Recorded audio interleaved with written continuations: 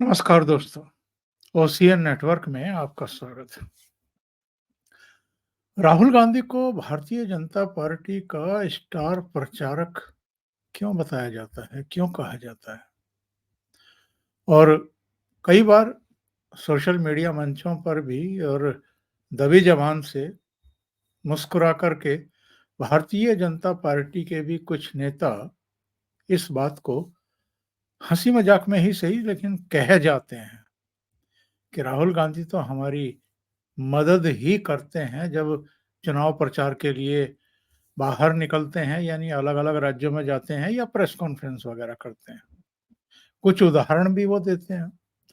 वो कहते हैं कि हिमाचल प्रदेश में राहुल गांधी चुनाव प्रचार के लिए नहीं गए, कांग्रेस वहाँ जीत गई। गुजरात में गए, वहाँ भारतीय जनता पार्टी म ऐतिहासिक बहुमत के साथ जीत गई। जिन-जिन राज्यों में ये जाते हैं वहाँ भारतीय जनता पार्टी या क्षेत्रीय दलों के जीतने की संभावना बढ़ जाती है। ऐसा क्यों कहा जाता है? क्यों मज़ाक उड़ाया जाता है राहुल गांधी का? इसके कुछ वाजिब कारण भी हैं। राहुल गांधी बिना सर्च किए ऐसी बहुत सारी बातें अपने भाषणों में कहते हैं, कह जाते हैं, जिन पर लोग केवल और केवल हँसते हैं। या उनकी समझ को लेकर के तमाम तरह की चर्चाएँ शुरू कर देते हैं और इससे केवल राहुल गांधी नहीं बल्कि कांग्रेस के प्रति भी अगर कोई अ, अतीत में समर्पित रहा है, आस्थावान रहा है, तो फिर उसकी सीरियसनेस भी मंद पड़ जाती है, कुंद पड़ जाती है और इसका नुकसान कांग्रेस को अल्टीमेटली उठाना पड़ता है। ऐसे अनेक उदाहरण, ऐसे अनेक मुद्दे इनके भाषणों के अंश सोशल मीडिया पर तैरते रहते हैं। उनमें कुछ हालाँकि एडिटिंग भी होती है, लेकिन कुछ वास्तविक भी होते हैं। अभी 3 दिन पहले मध्य प्रदेश में थे। वहाँ कह आए कि आपकी शर्ट के कॉलर के पीछे जो चिट लगी रहती है, जो आपका जूता आप पहनते हैं, उस पर जो स्लिप लगी रहती है या जो फ़ोन आप यूज़ करते हैं, उसके पीछे लिखा रहता है मेड इन चाइना। अब कह तो आए और ये भी कह आए कि मैं चाहता हूँ कि जबलपुर में या फलाने शहर में इस तरह की चीज़ें बने और उस पर लिखा हुआ हो made in Madhya Pradesh, made in Jabalpur. अब ये इस तरह की बातें पहले भी कहते रहे हैं। पहले भी इनकी मजाक उड़ती रही है और लोगों ने इनको नॉन सीरियस तरीके से बातें कहने का आदी समझ करके सीरियसली लेना बंद कर रखा है। पहले भी कई चुनाव में इस तरह की ये बातें कह चुके हैं। सबको पता है कि जब विदेशों में कोई माल जाता है तो उस पर मेड इन जबलपुर या मेड इन मध्य प्रदेश या मेड इन हरियाणा नहीं लिखा हुआ होता है, मेड इन इंडिया लिखा हुआ होता है। अब तो मेड इन भारत शुरू हो चुका है। लेकिन इनकी सेहत पे कोई फ़र्क नहीं पड़ता है। ये बार-बार, बार-बार उन्हीं बातों को रिपीट करते रहते हैं और ये समझते हैं कि ये इनके हाथ ऐसा मुद्दा लगा हुआ है कि क्या कहिएगा। लेकिन पार्टी का कितना बंटाधार कर रहे हैं, इनको शायद अंदाज़ा भी नहीं है। अब मैं आपको बताऊँ कि अगले दिन जब प्रधानमंत्री नरेंद्र मोदी बैतूल पहुँचे मध्य प्रदेश में, तो उन्होंने इनके द्वारा कही हुई बातों पर बहुत तीखा व्यंग कसा। सुन लेते हैं प्रधानमंत्री नरेंद्र मोदी ने क्या कहा और नरेंद्र मोदी के इस टिप्पणी के बाद राहुल गांधी ने फिर अगले दिन जब ये छत्तीसगढ़ में थे, तो प्रधानमंत्री पर किस तरीके से अटैक करने की कोशिश की और क्या कहा। इसे गंभीरता से जानेंगे और समझेंगे कि प्रधानमंत्री ने अल्टीमेटली, आमतौर पर वो राहुल गांधी पर टिप्पणियां नहीं करते हैं, बहुत रेयर करते हैं, लेकिन अगर कर दी तो राहुल गांधी ने फिर उसके बाद किस तरीके से उसे लिया और किस तरह उसका उल्लेख किया, ये भी हम जरा सुनेंगे। पहले प्रधानमंत्री नरेंद्र मोदी को सुन लेते हैं, उन्होंने क्या कहा था। ज्ञानी कांग्रेस के कह रहे थे कि भारत के पास, यहां के सब लोगों के पास made in China mobile phone होता है। एक महाज्ञानी कांग्रेस के कह रहे थे कि आप सबके पास made in China mobile phone होता है। अरे मूर्खों के सरदार, किस दुनिया में रहते हैं ये लोग। कांग्रेस के नेताओं को अपने देश की उपलब्धियां न देखने की मानसिक बीमारी हो गई है। पता नहीं विदेश के वो कौन से चश्मे पहने हैं कि उनको देश की स्थिति का पता ही नहीं दिखता है। आज भारत दुनिया में सच्चाई क्या है? आज भारत दुनिया में मोबाइल फोन का दूसरा सबसे बड़ा निर्माता है। जब कांग्रेस केंद्र सरकार में थी तो भारत में हर साल 20,000 करोड़ रुपए से भी कम के मोबाइल फोन बना करते थे। आज भारत में 3.5 लाख करोड़ रुपए से ज्यादा के मोबाइल बना करते हैं। करीब करीब 1 लाख करोड़ रुपए का मोबाइल तो भारत दूसरे देशों को एक्सपोर्ट करता है।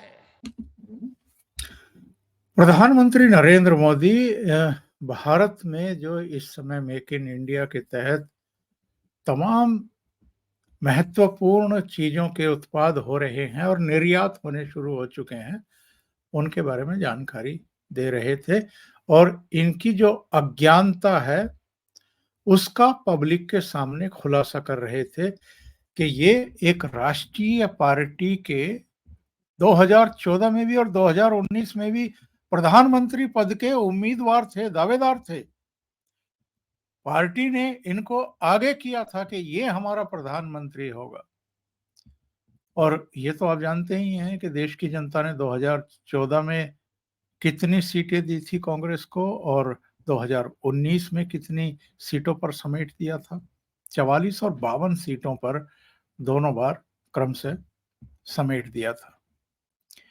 लेकिन प्रधानमंत्री नरेंद्र मोदी ने ठीक तरीके से इनको एक्सपोज किया कि ये एक ऐसी पार्टी के नेता हैं, प्रचारक हैं, स्टार प्रचारक हैं, चेहरे हैं जो बनना तो चाहते हैं प्रधानमंत्री, लेकिन इनको ये पता नहीं है कि देश में अब स्थितियां, परिस्थितियां क्या हैं।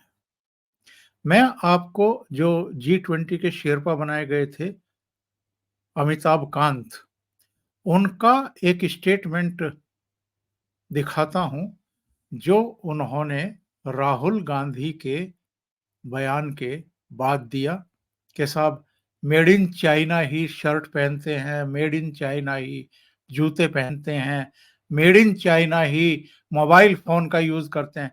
एक तो राहुल गांधी के दिमाग में चीन घुसा हुआ है, हर जगह उसको हीरो जो है वो चीन दिखाई देता है।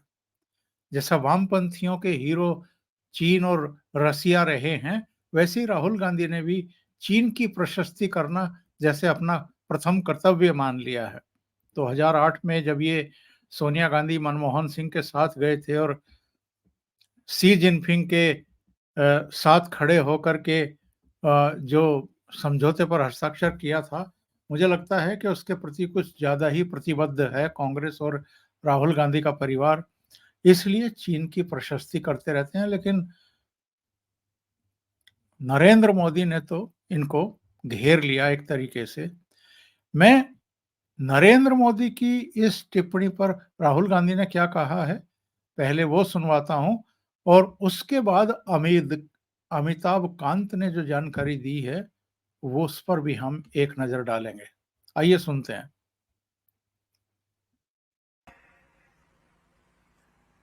जहां भी जाते हैं मेरे बारे में गलत शब्द प्रयोग करते हैं, गाली देते हैं, मुझे उल्टी सीधी बात करते हैं। अच्छा है, मुझे कोई फर्क नहीं पड़ता। देखिए, मैंने आपको अपना लक्ष्य पहले ही बता दिया। मुझे वो कोई भी नाम बोले, मुझे कोई फर्क नहीं पड़ता। मेरा लक्ष्य है, जितना पैसा नरेंद्र मोदी अदानी को देता है उतना पैसा मैं गरीबों को दूंगा। जो गाली देनी है दो, जितनी गाली आप देते हो उतना मुझे मालूम पड़ता है कि मैं काम सही कर रहा हूं। मतलब जितनी आप गाली दोगे मुझे पता लगता है, हाँ भैया गाली दे रहा है और अच्छा काम कर रहा हूं और अच्छा काम होगा। तो पहले तो कहा कि नरेंद्र मोदी जी जहां भी जाते हैं मुझे गाली देते हैं, और बाद में देता है पर उतर आए राहुल गांधी नरेंद्र मोदी यानी प्रधानमंत्री के बारे में। वैसे तो एक ट्विटर हैंडलर हैं, उन्होंने इनको जवाब दिया है ट्विटर पर ही। देखिए क्या जवाब दिया है। भारतीय करके ये हैं, इन्होंने कहा है कि चौकीदार चोर है, किसने बोला था राहुल गांधी?